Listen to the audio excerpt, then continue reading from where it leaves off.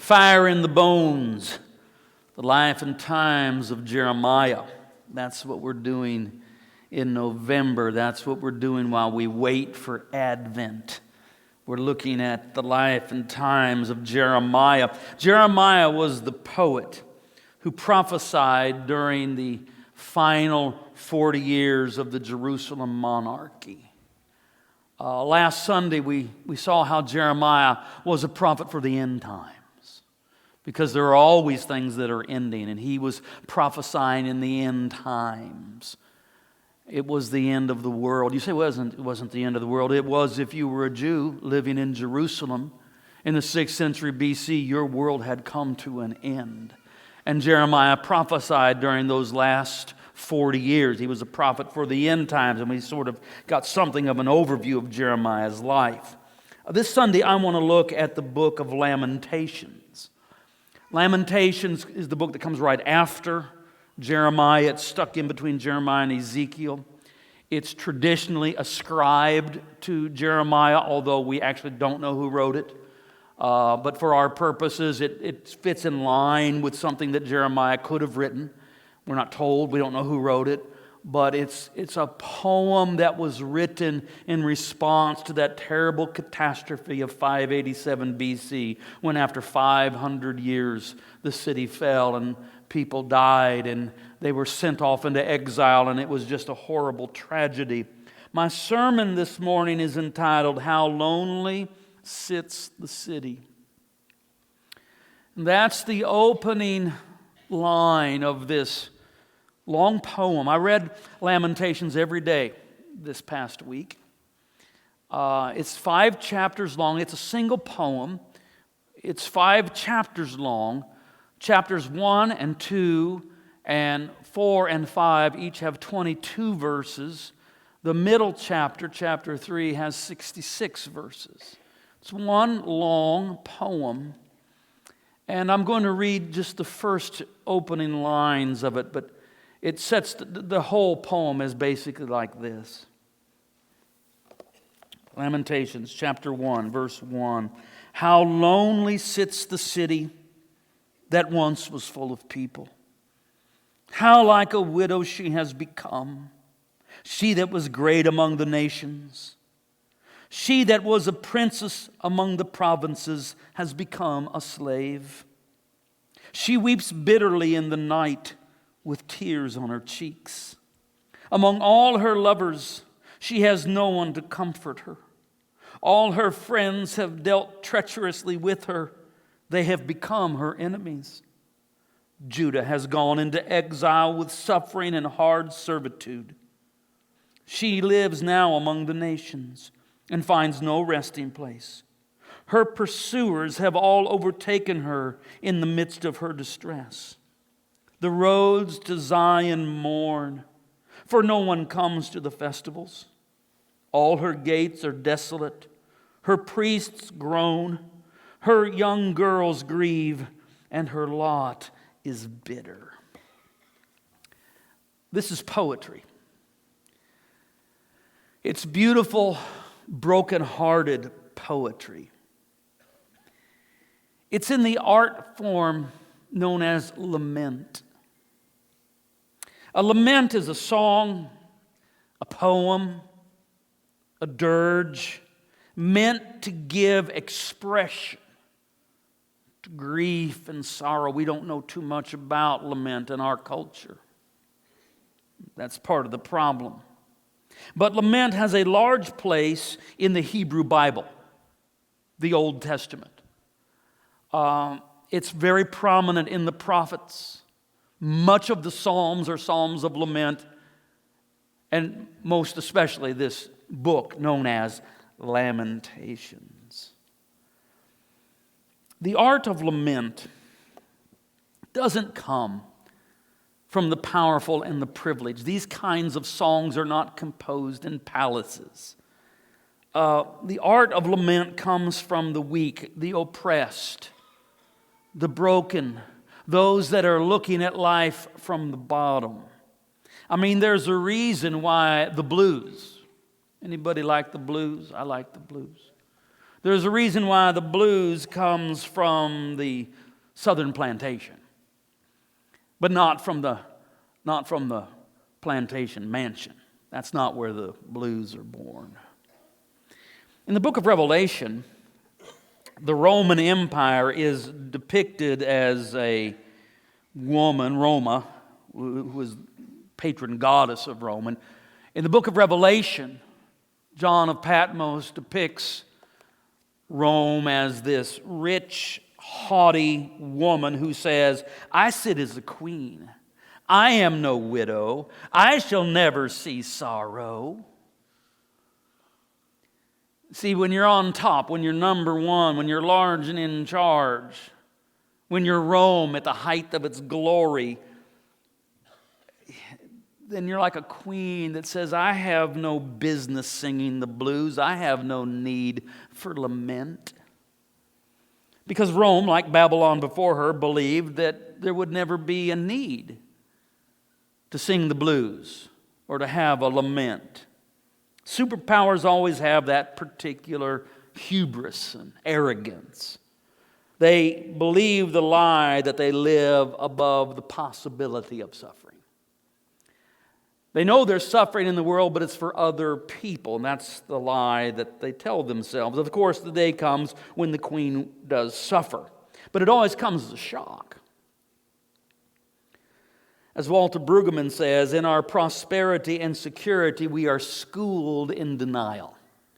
That is, to a large extent, our cultural situation for many of us, that we are just schooled in denial. We just simply deny the possibility of suffering that would cause us to need to lament. But if we're schooled in denial, then we don't know what to do when inevitable suffering comes. But the Hebrew people, they know. Formed in the crucible of suffering as they have been, they know what to do. You write a poem. You sing a song. You create a lament to give full expression to all the pain you feel. You do this for a reason. You make art out of your pain so that you can give it away to God. The laments are sung to God. God is the audience that the poet of lamentation is interested in. Others may hear it. Others may hear the lament, but it's really for God. And a lament isn't so much asking God to do something, it's just pouring out that which is on the end, the bile of sorrow and grief that's on the inside. It's got to go somewhere. And so it's given to God in the form of art, poem, song, because ultimately God is the one alone who can bear it. And so instead of carrying it around, you release it in the lamentation. This is what the Jews are particularly good at it. They're good at an artistic honesty with God. In their psalms and laments, the Jewish people know how to complain and grieve and rage and protest. And we Christians would be well served to be a bit more Jewish in our praying, which means a bit more honest. Will Willimon says, the Psalms of Lament provide good Jewish ballast to our sometimes superficial and just a bit too cheerful Christian piety. Have you ever met these Christians who, no matter what, will not give voice to their pain? You ever met these people? They call it faith, but they just refuse. I mean, you know they're going through a terrible time of profound loss. They are in the midst of sorrow, and you ask them out of compassion, how are you doing? Blessed and highly favored of the Lord. Blessed and highly favored. Yeah, but your house burned down, and your dog died, and your wife left. Blessed and highly favored of the Lord. That's not faith. That's denial. That's all that is. Jeremiah knows better than to play that game. He knows that healing will never come if you. There is this lump, this this bile of grief and sorrow inside of you, and you have to let it out. So I read the opening lines of the poem that's called the Book of Lamentations. I would just give it the title of the first line of this beautiful, broken-hearted poem, How Lonely Sits the City. That's what I would call this poem. I think that should be the name of it, How Lonely Sits the City, because it's an art form, it's poetry. So I read it, but that's not the best we can do. We could turn it to song, and of course, in our cultural context, that's what we have the blues for. So here it is again in a different form, How Lonely Sits the City.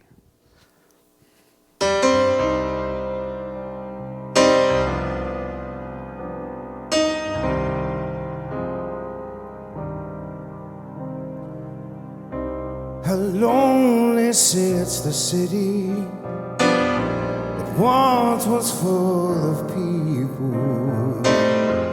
How like a widow has she become. She was a princess among the provinces, but now she is a slave. Smoky burned out ruin of her soul.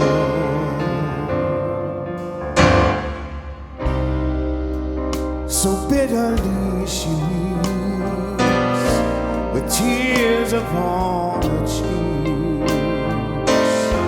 Of all her lovers to comfort she has none. All her friends they have betrayed. Her beauty now decayed, and desolation thus she has become.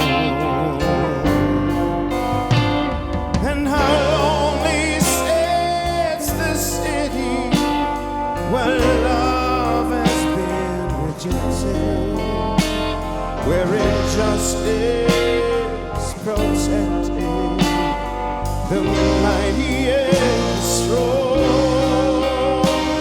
where the poor and powerless get the blame for the land.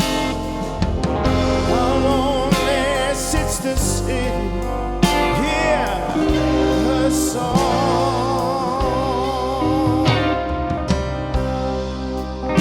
Her enemies have gathered all her precious things into her sanctuary. Shame has come.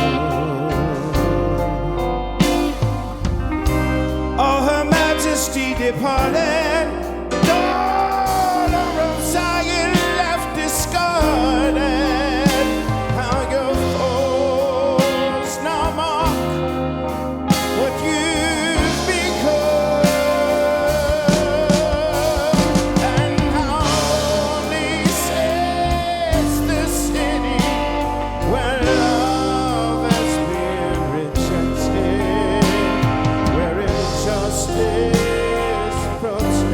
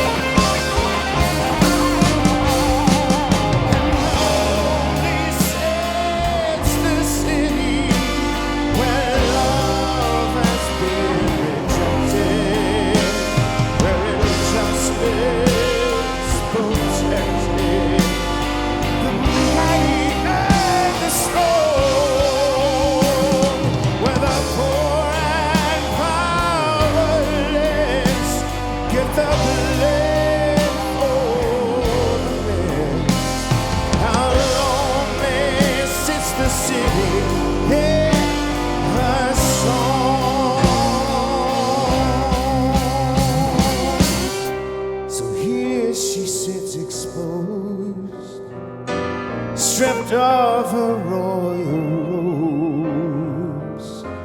No longer in her riches can she gloat. The stench of her lament fouls the air, whence comes Advent. How lonely sits the city of lost hope.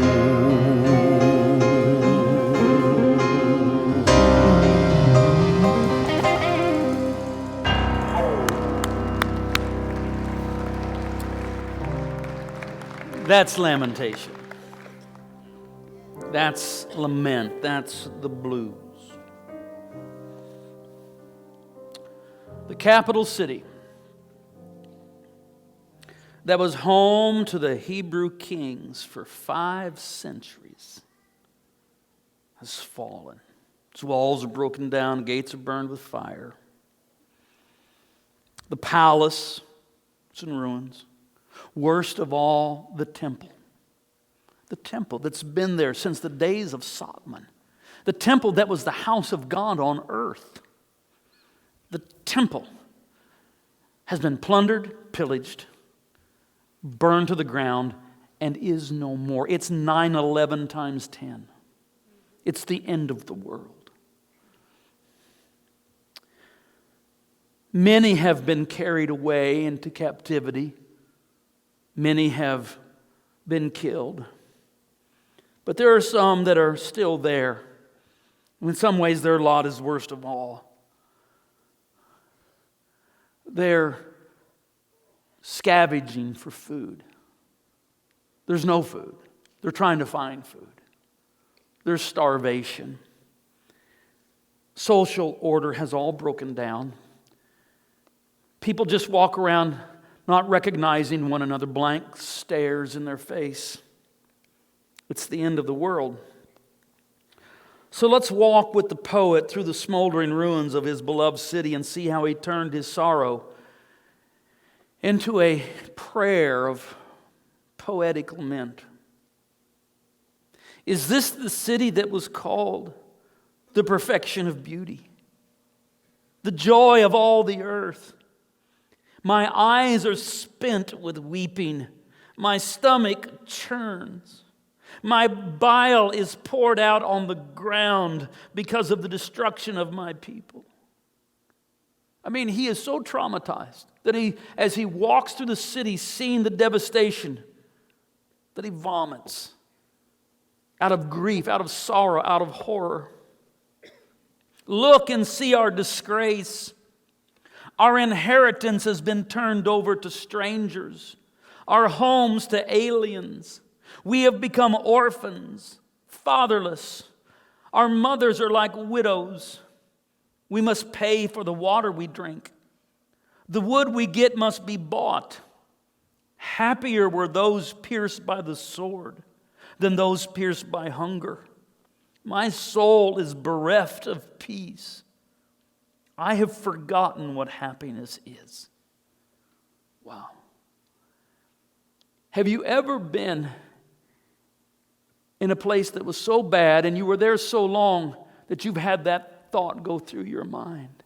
I've forgotten what happiness is. I know I used to have it. I know there was a time when I knew what it was, but I really can't remember what it is.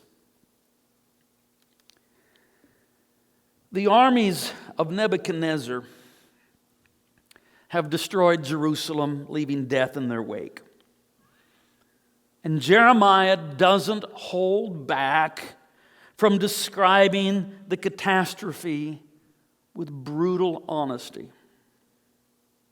Most of the time, Jeremiah, or whoever the poet is, attributes the catastrophe to the punishment of God.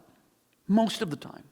Throughout this lamentation, this 154 verses of this single sad song, most of the time, Jeremiah attributes what has happened to the punishment of God. In other words, we deserve this. This thing has happened to us because we have sinned, and we've sinned grievously, and God has himself brought this horrible judgment upon us.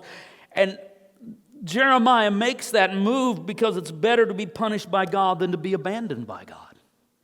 I mean, he's in this situation where either we're abandoned by God or we're punished by God. And I think he would rather say I'm punished by God than abandoned by God. And yet, he's not entirely consistent about this.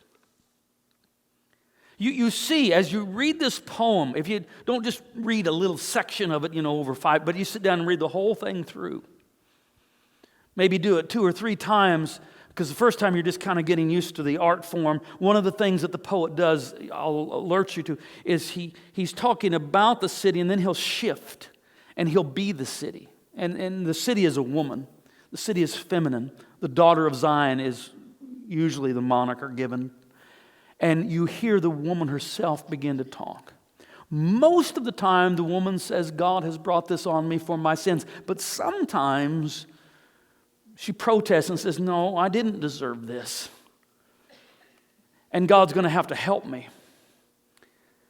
You see the poet kind of reeling back and forth. I mean, he's not trying to do theology. He's trying to deal with the pain in his soul. So, for example, in chapter 3, the poet says, we have transgressed and rebelled, and you have not forgiven. You have wrapped yourself with anger, killing us without pity. You have wrapped yourself with a cloud so that no prayer can pass through.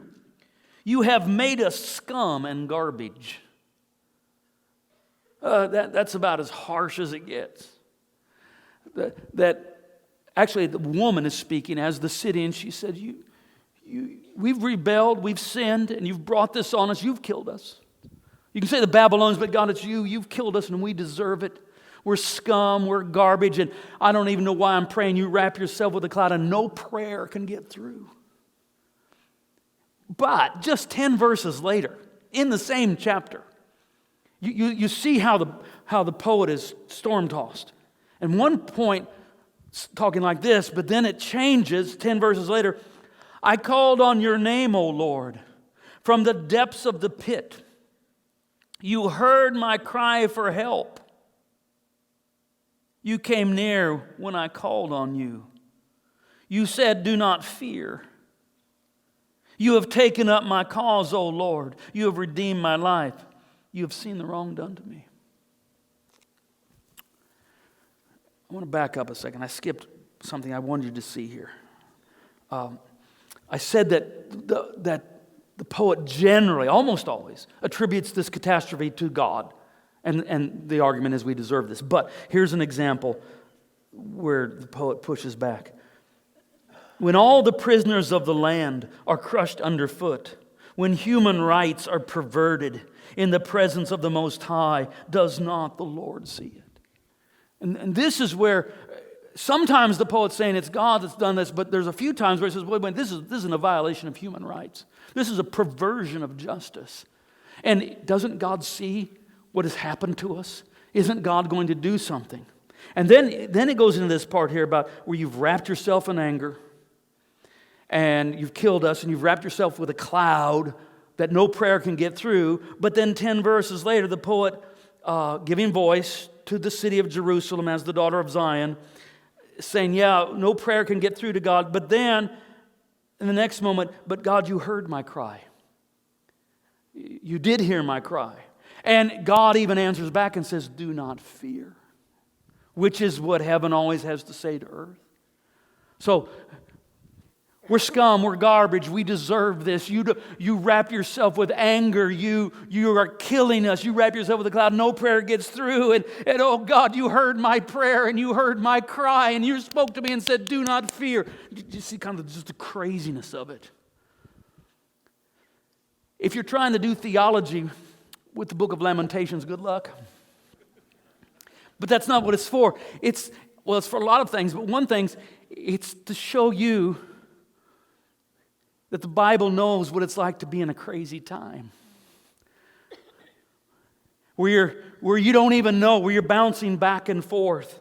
And so prayer does get through and God answers and says, do not fear. And then the woman says, God has taken up my cause, and I've been wronged, but God's going to take up my cause. So is God responsible for the catastrophe? The poet doesn't know. The poet isn't certain. Most of the time the poet says, yeah, I think we deserve this, but not all the time. Sometimes, no, we didn't deserve it. It bounces back and forth. Well, it doesn't really matter. Most of Lamentation is bleak. It's a broken-hearted dirge devoid of all hope. When I say most, technically I mean 94%. There are 10 verses out of the 154 that have hope. 144 have no hope. But these moments of hope, it's like everything. It's dreary. It's foreboding skies. But just twice, momentarily, in the Lamentations, it's like there's a little crack in the clouds, and a ray of hope shines through.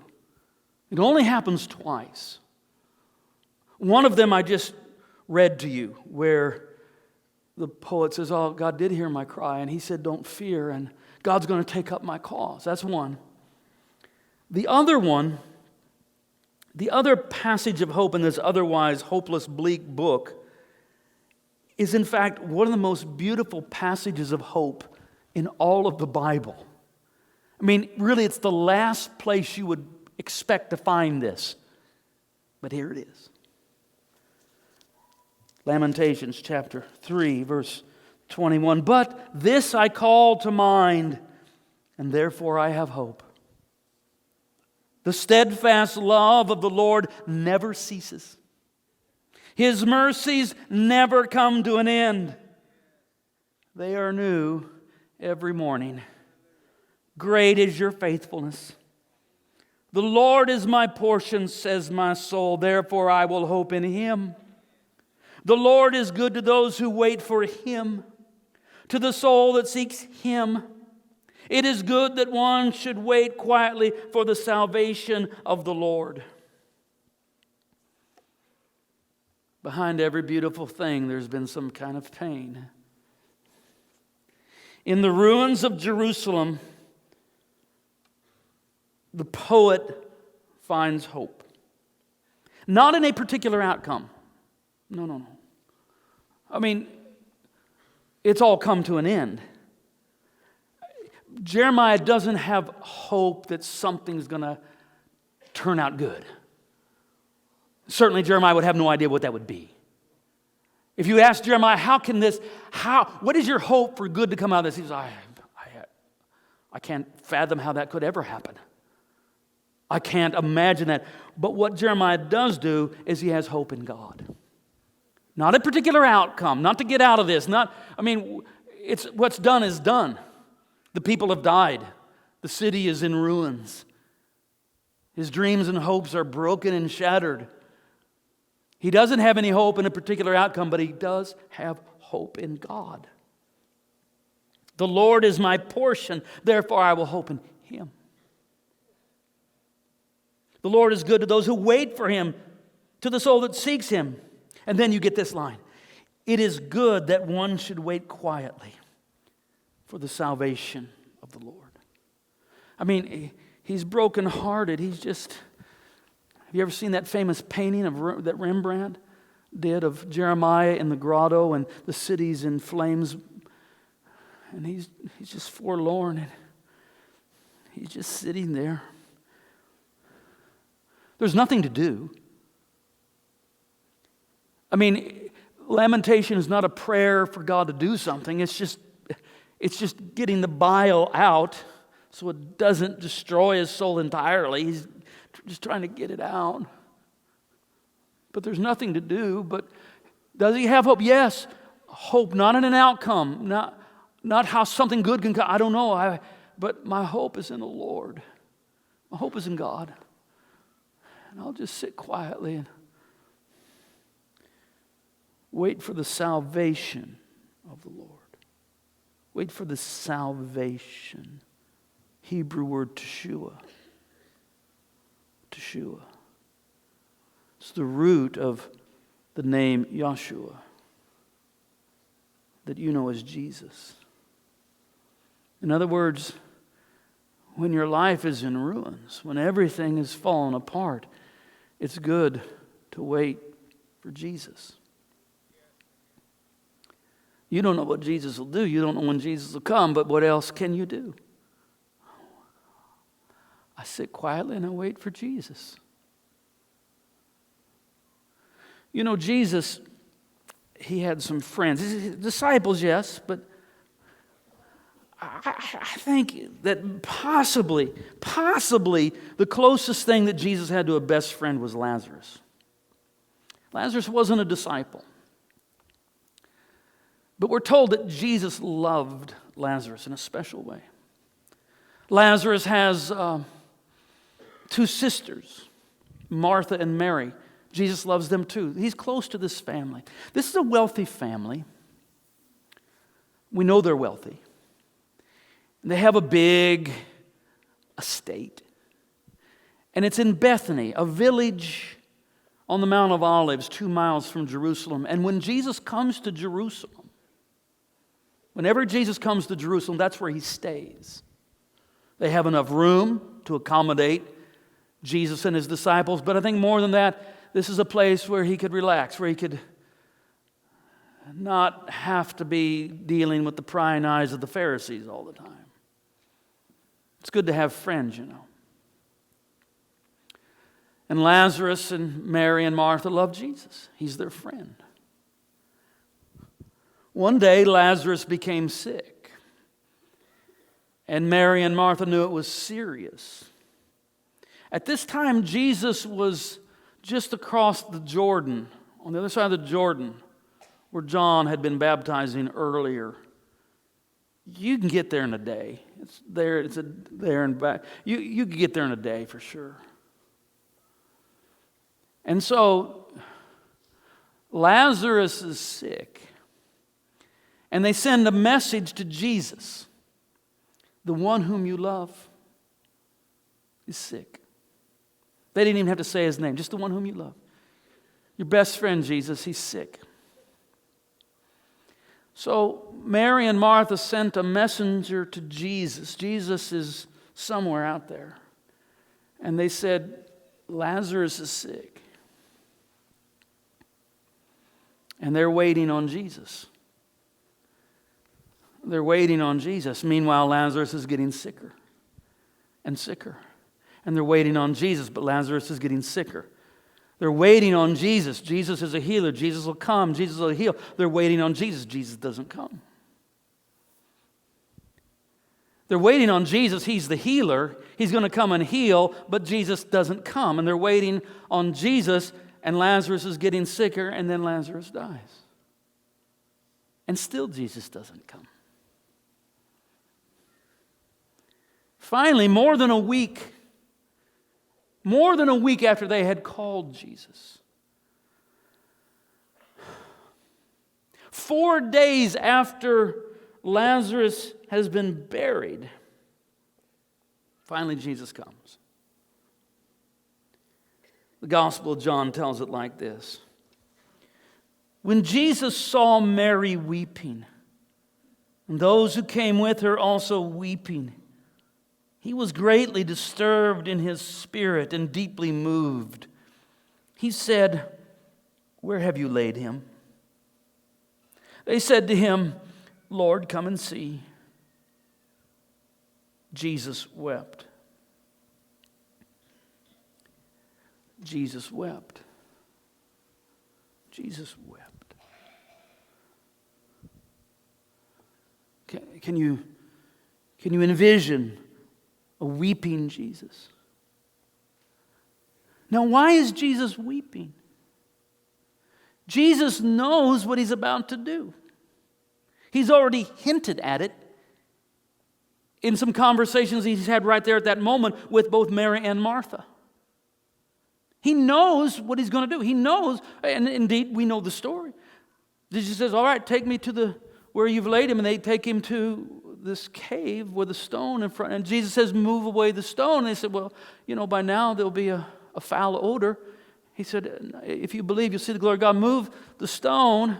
And they move it back, and he says, Lazarus, come forth. And he that had been dead came forth, bound hand and foot. And Jesus said, loose him and let him go. Jesus knew he was going to do all that, so why is he weeping?